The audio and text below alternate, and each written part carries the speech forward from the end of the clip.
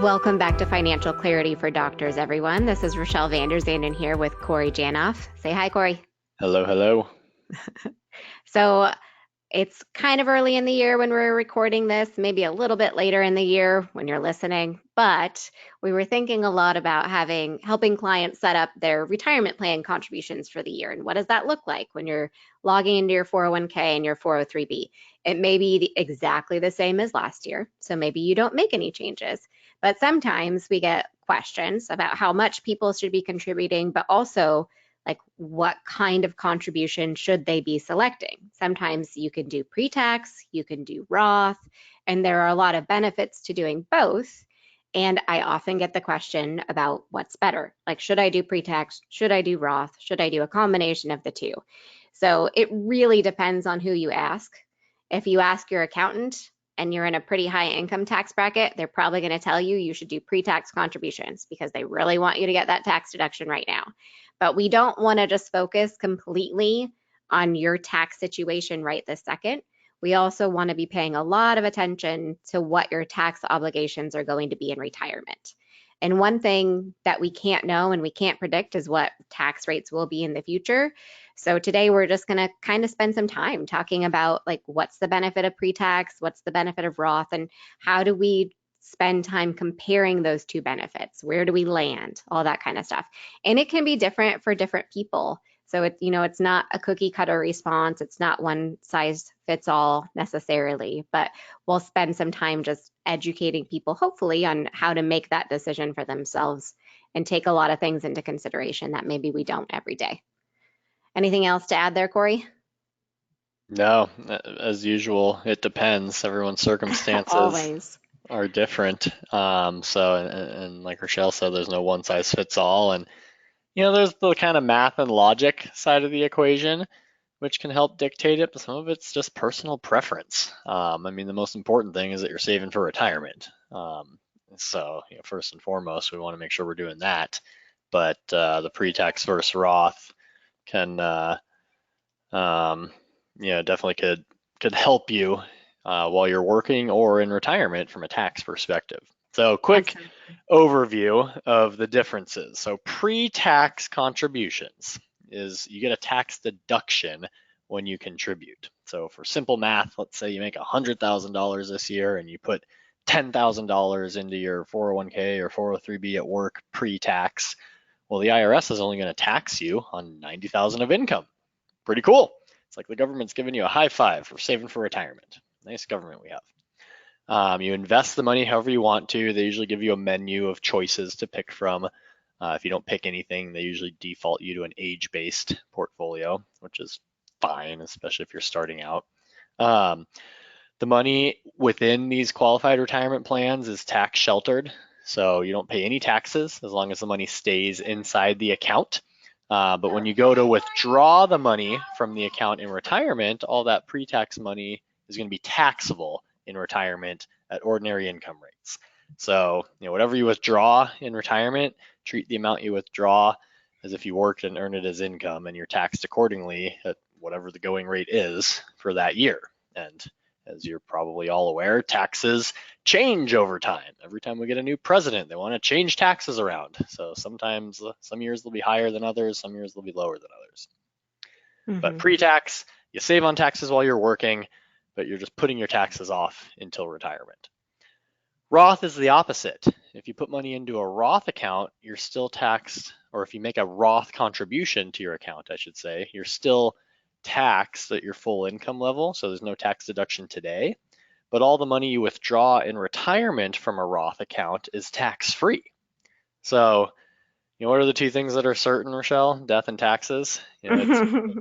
You're going to pay your taxes. It's just a matter of when or how. Do you want to pay it today or do you want to pay it in retirement? Either way, you're paying your taxes, but you can kind of be strategic about it depending on where your current income and tax bracket is in relation to where you think it might be in the future. Yeah, absolutely. And I think when we're trying to make all these decisions using math and logic, like the important thing to know about math and logic and 30-year projections is that we are building in so many assumptions.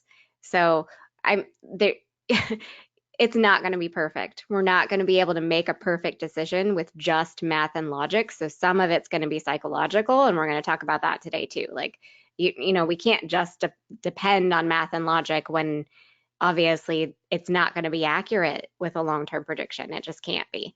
So with both of these pre-tax and Roth accounts, it's important to know that there are some rules with them, and those rules will change over time as well. But as they are now, like we have a rule where most of that money is basically tied up in these retirement accounts until you're 59 and a half. And if you try to take it out earlier, you're probably going to pay some penalty taxes, which we want to avoid if possible.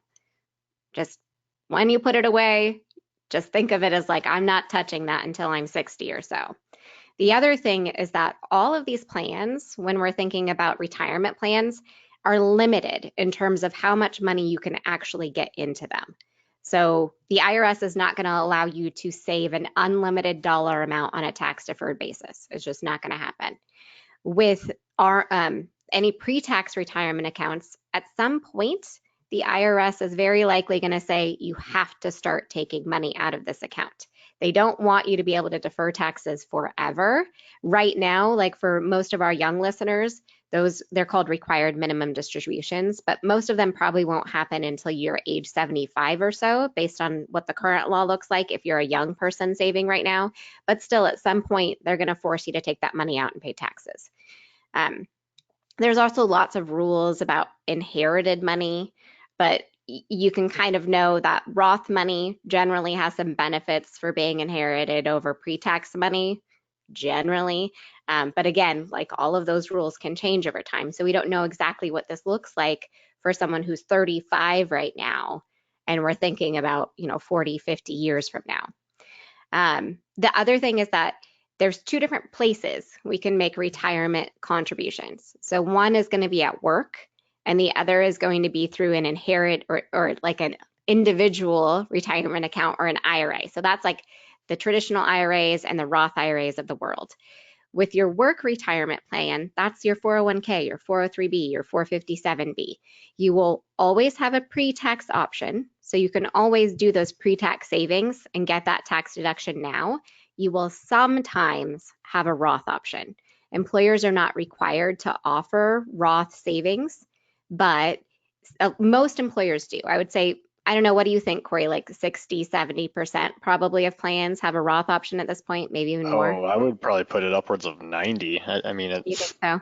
yeah, as long as they've been updating their plan documents, there's no reason why they shouldn't offer it because it's just a boxy check. And I think with the new Secure Act 2.0, Mm-hmm. um, I don't know if it's required to have a Roth option, but they implemented those provisions where like the catch-up contributions for age 60 to 63 has to be Roth or like Yeah. some other, and so I would almost think employers would Moving have forward. to, yeah, Yeah. they'd have to have a Roth option in order to comply with that new Secure Act. Yeah. I definitely know that for some of my trainee clients, like people in residency and fellowship, there are definitely a few plans at some of the larger hospitals out there that are pre-tax only, which is honestly kind of surprising. Like, why are you not offering a Roth option in this day and age? But, if you do only have pre-tax, well, you're still saving for retirement. We're going to talk about pros and cons of each, but saving is better than not saving, period. So that's something to always keep in mind, even if, it's not as good as the other option, at least you have an option to save. So today we're going to talk about, the different options of saving into these two types of plans, like the work retirement plans and the IRAs or Roth IRAs. One thing that I want to touch on just before we move on is that for most people, when we're talking about the individual retirement accounts or IRAs, when you get to a certain income level, like the traditional IRA would generally be a pre-tax contribution, so you get a tax deduction for it. But once you make a certain amount of money, you don't get a tax deduction for putting money into that account. So there's no value at all really to make a pre-tax IRA contribution if you can't take a tax deduction for it, because you put it in, you don't get a tax deduction, and you pay income taxes on the growth. So that's not valuable.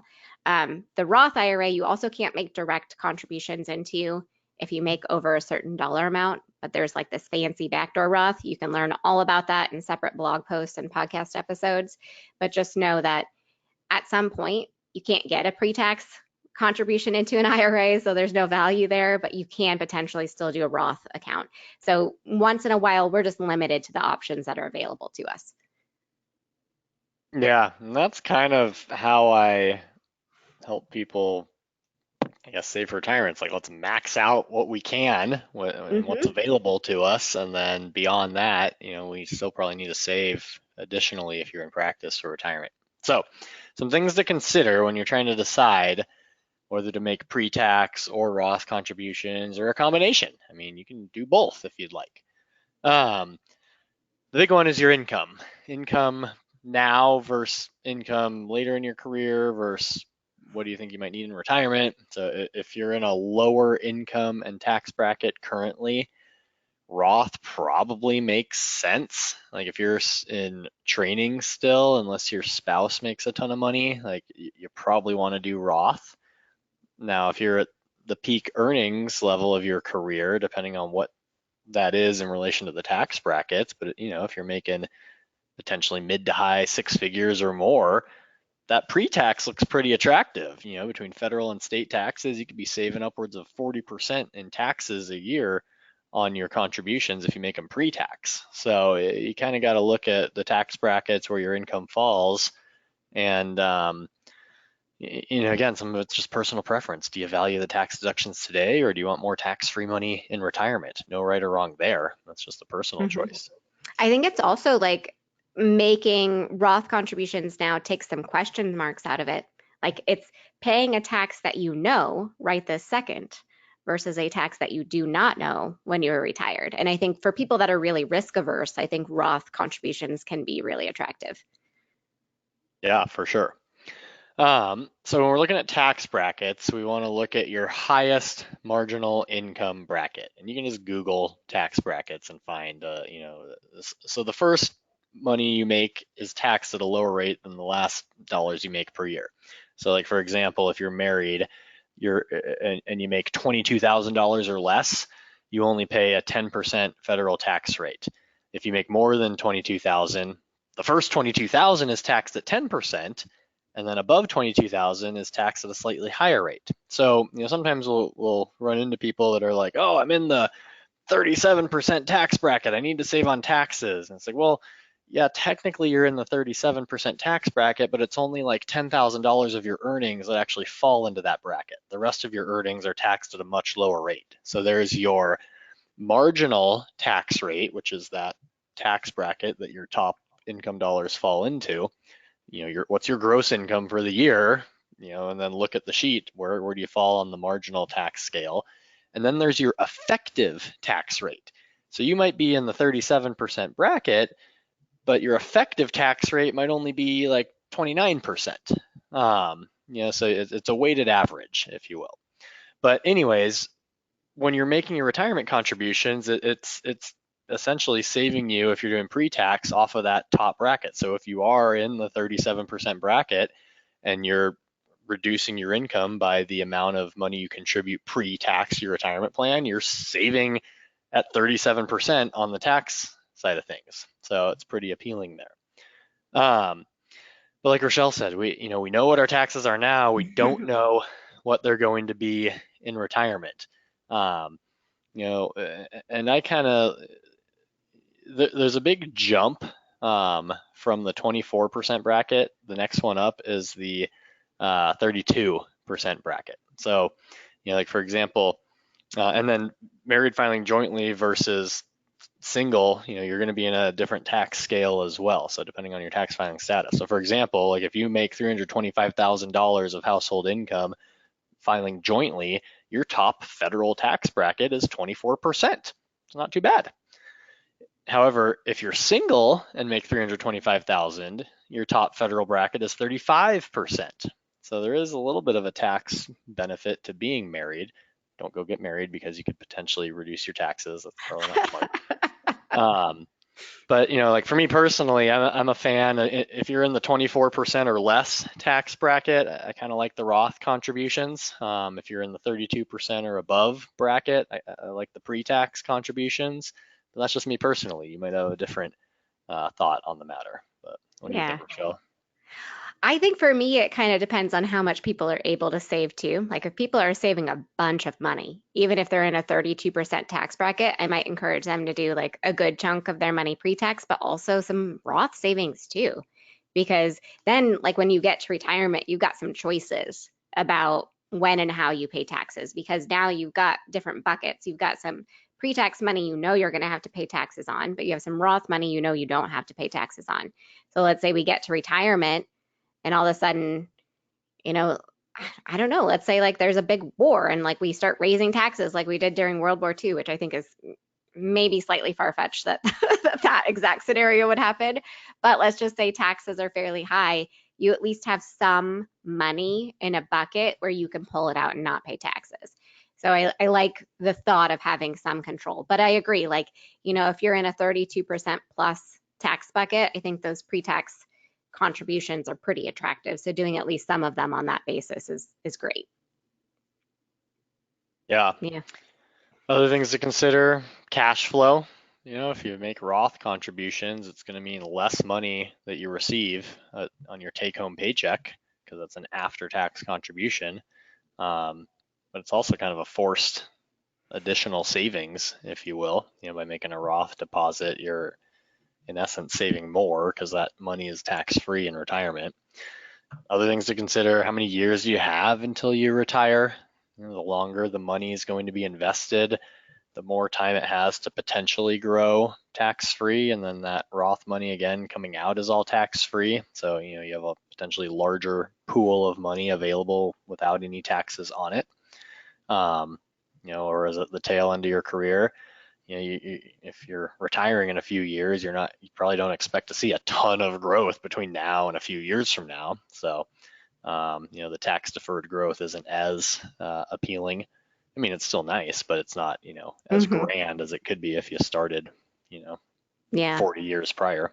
I think it's like at that point, the tax savings that you get right now is probably more beneficial than anything else, likely. Yeah, later in the career, the tax savings could be nice, especially if you're at the top income bracket. Mm-hmm. Um, And then just the overall breakdown of your current retirement savings, pre-tax versus Roth already, and again, I kind of just, well, we're kind of pigeonholed into whatever the rules are. We can make a contribution of 22,500 to the workplace plan. We can do 6,500 this year to the IRA. If we're doing the backdoor Roth on the IRA side, we're getting some money into the Roth, and then we could do the remaining 22.5 as pre-tax. So you kind of have a combination already. Another thing to consider is your employer contributions. Like if your employer makes a large profit sharing deposit, maybe you have an employer that's putting 40,000 a year into the retirement plan. That's all going to be pre-tax money, and you're going to have to pay taxes on it when you're in retirement. So you have a very generous employer, which is great, but maybe we decide in that scenario to make our personal contribution Roth just to get a little bit of a balance. We're going to have a large chunk of money as pre-tax when we retire, and then less as Roth, but it gets you a little bit of you're diversifying from a tax standpoint, so that when you're in retirement, like Rachelle said, years where taxes are really high, we can pull out of the Roth bucket. Years where taxes are really low, let's pull out of the pre-tax bucket, pay taxes at lower rates, so you can exercise a little bit of control over what your taxes will be in your golden years. Yeah, definitely.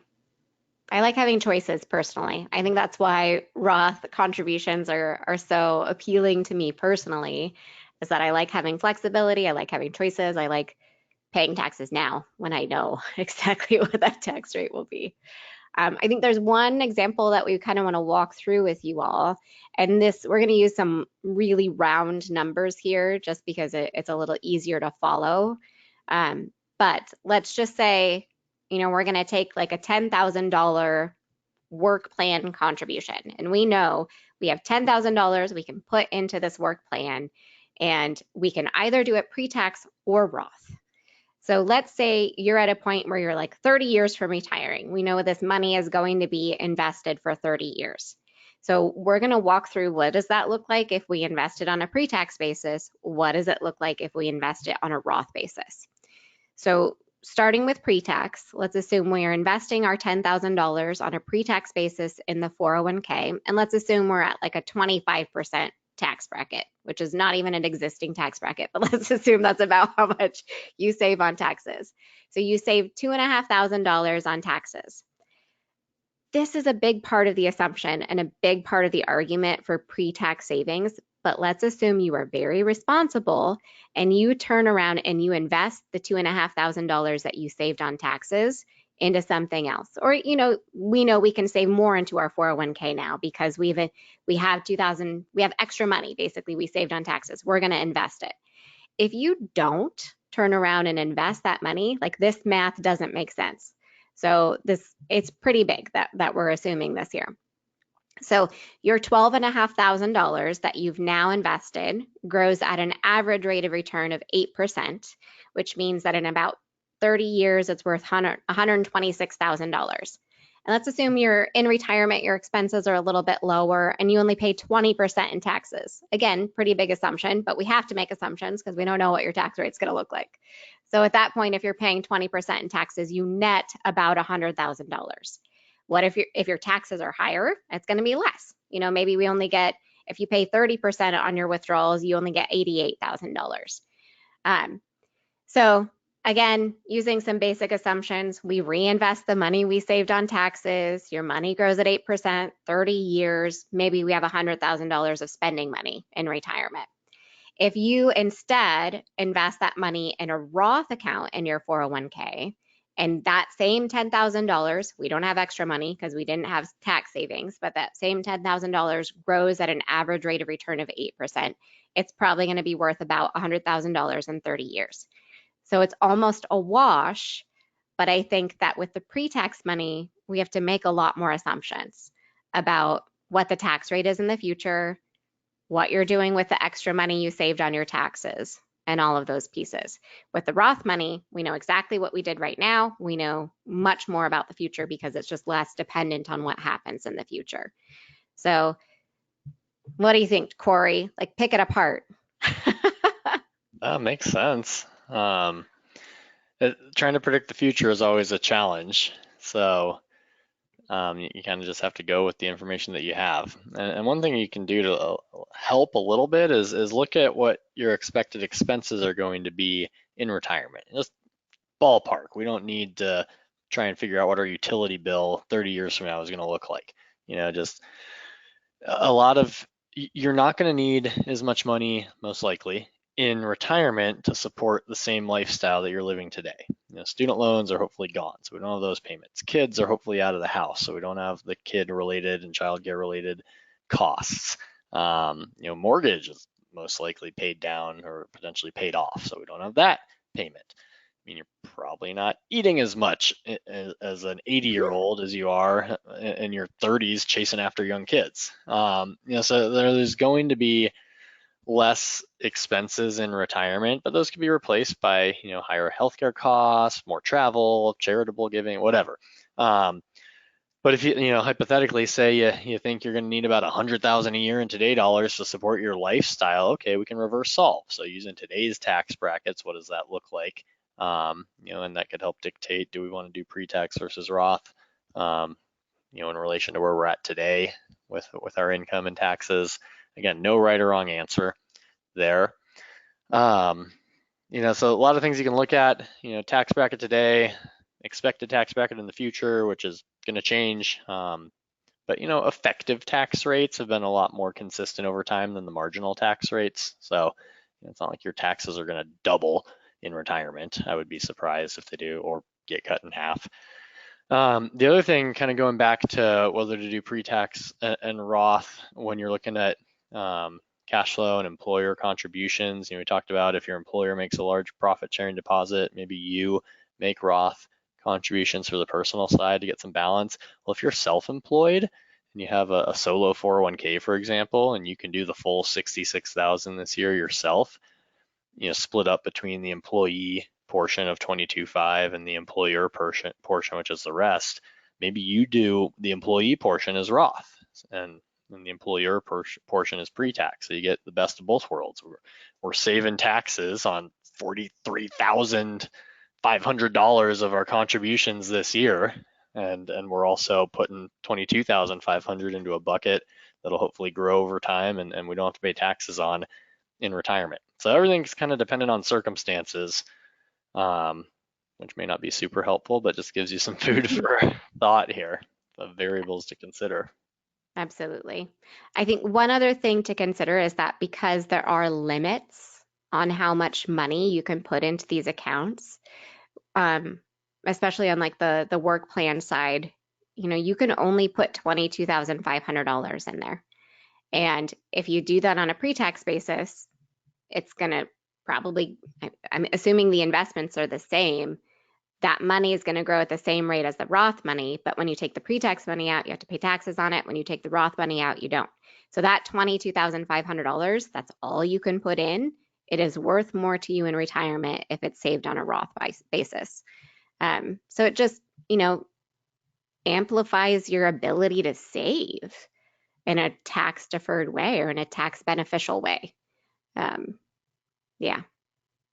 Yeah, so for example, like if I decide to make my 401k contributions on a Roth basis and Rachelle makes hers on a pre-tax basis, and we do the same thing, invest in the same stuff throughout our career, and let's say we each have $1 million in our 401ks at retirement. Well, for Rachelle, who made pre-tax contributions, all that money is going to be taxable coming out. So she may only get about 700,000 of spending money, over the years when she withdraws it from that account. Whereas I'm going to get $1 million of spending money because I don't pay any taxes on that Roth money. So that's where, back to the earlier part, the big assumption, like in order for pre-tax to outpace Roth over time, you got to invest the tax savings. And that Mm-hmm. could be into a brokerage account or whatever.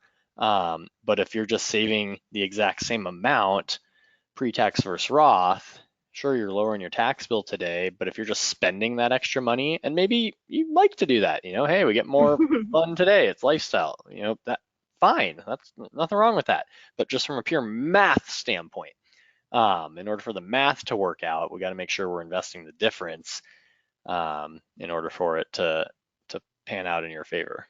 Yep. And when you're investing the difference, like that tax savings, let's say you maxed out your retirement plan at work, you saved a certain dollar amount of taxes. You want to make sure you're being productive with that.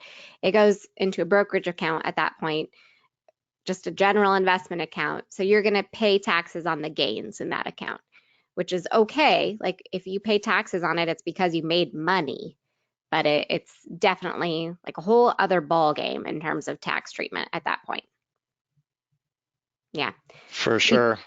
Yeah, we did do an entire episode on just breaking down how taxes work in different accounts. So if you guys are interested in listening to that, I think that one's a good listen too. Just how does this work with the taxes? And then also, like for those of you who are above the income limit to make Roth IRA contributions, do you think that's generally pretty valuable? Again, like it all depends on individual circumstances, but generally that can be a pretty valuable tool. So lots of blog posts and podcast episodes on backdoor Roth contributions too, if you're interested in learning more about that one. A lot of good stuff. Anything else you Hmm. can think of? No, I mean, saving more is always better. Well, I don't know. Always is a terrible, terrible word. You'll get to where you want to go sooner, I Yeah. suppose. If you consider that better, then great. If not, Yeah. that's great too. Yep. Well, thank you for listening, everyone. If you do have questions, reach out, let us know. Happy to field questions when needed. See you next time.